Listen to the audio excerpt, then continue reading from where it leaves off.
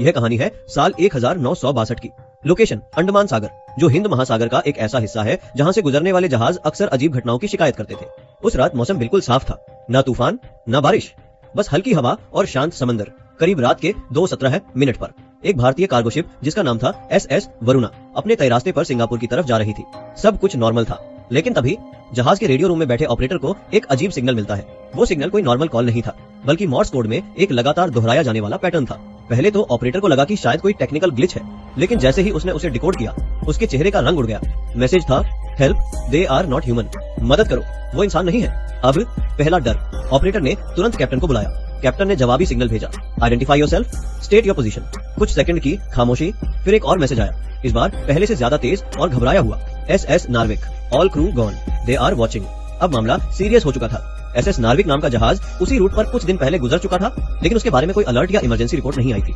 अब रहस्यमयी जहाज की तलाश। कैप्टन ने फैसला किया कि वो सिग्नल के सोर्स तक जाएंगे। करीब 3 घंटे बाद वरुणा उस लोकेशन पर पहुंची।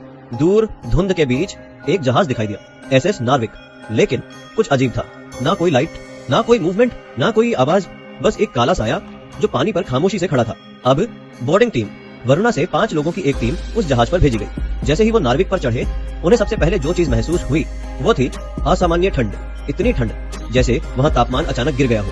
अब पहली लाश देख पर उन्हें पहला शव मिला, एक क्रू मेंबर जिसकी आंखें पूरी तरह खुली हुई थी। चेहरा डर से जमे हुए एक्सप्रेशन में था और हाथ ऐसे फैले हुए जैसे वो किसी चीज से बचने की कोशिश कर रहा हो। अब पूरा जहाज मौत से भरा था। जैसे जैसे टीम आगे बढ़ी, उन्हें हर जगह लाशें मिलने लगी। कैप्टन ब्रिज पर, इंजीनियर इंजन रूम में, आरमानस में, बर्रातू आरमानस, यहाँ तक कि किचन में भी कुक उसी हालत में मरा पड़ा था।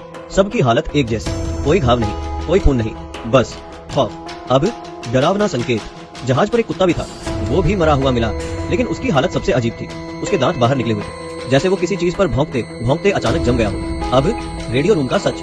टीम जब रेडियो रूम में पहुंची, वहाँ रेडियो ऑपरेटर की लाश मिली। उसकी उंगलियां अब भी टेलीग्राफ पर टिकी हुई थी और मशीन अभी भी चालू थी। धीरे धीरे वही पैटर्न भेज रही थी, दे आर हियर।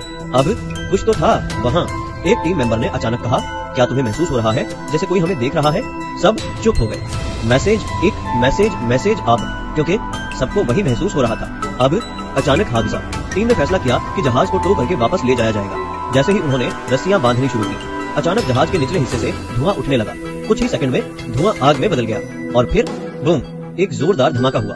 अब सबूत का अंत। SS नार्विक धीरे धीरे समंदर में डूब गया, अपने साथ सारे राज लेकर। अब थ्योरीज। इस घटना के बाद कई थ्योरी सामने आई। एक, केमिकल लीक। कुछ एक्सपर्ट्स का मानना था कि जहाज पर कोई जहरीली गैस थी जिससे क्रू की मौत हो गई। 2, सोनिक वेव एक्सपेरिमेंट। कुछ लोगों ने कहा कि ये मिलिट्री का कोई सीक्रेट एक्सपेरिमेंट था जिसकी वजह से दिमाग पर असर पड़ा। 3, सुपरनेचुरल थ्योरी। लेकिन जो लोग उस जहाज पर गए थे, उनका कहना था वहाँ कुछ था जो दिखाई नहीं दे रहा था, लेकिन मौजूद था। अब अंतिम सवाल। आज तक SS नार्विक का कोई रिकॉर्ड नहीं मिला, ना उसका मालिक, ना उसका असली रूट, और ना ही उस आखिरी सिग्नल का सच। अब एंडिंग हक। आज भी अंडमान सागर से गुजरने वाले कुछ जहाजों के रेडियो पर कभी कभी वही पैटर्न सुनाई देता है, और फिर एक धीमी आवाज, दे आर वॉचिंग,